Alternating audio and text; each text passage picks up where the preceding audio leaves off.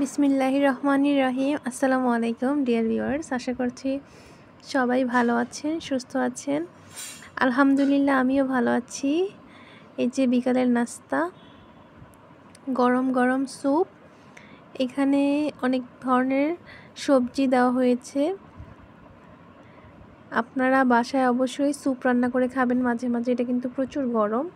ওই যেগুলো চিকেন দেওয়া হয়েছে, এখানে কিন্তু পেঁপে দেওয়া হয়েছে, আপনারা গাজর দিবেন, পেঁপে দিবেন, এগুলো সব ব্লেন্ড করে দেওয়া হয়েছে, তো এই জন্য এখানে বোঝা যাচ্ছে না। তো বাচ্চাদেরকে এরকম করে রান্না করে খাওয়াবেন, ওরা কিন্তু খুব পছন্দ করবে। তারপর একটা ডিম দিয়ে দিবেন, আর তারপর গোলমরিচের গুঁড়া দিবেন। তো বাসায় কিন্তু স্যুপটা বাচ্চাদেরকে তৈরি করে খাওয়াবেন, এতে করে ওরা অনেক বেশি পুষ্টি পাবে আর সব ধরনের সবজি খেতে অভ্যস্ত হবে।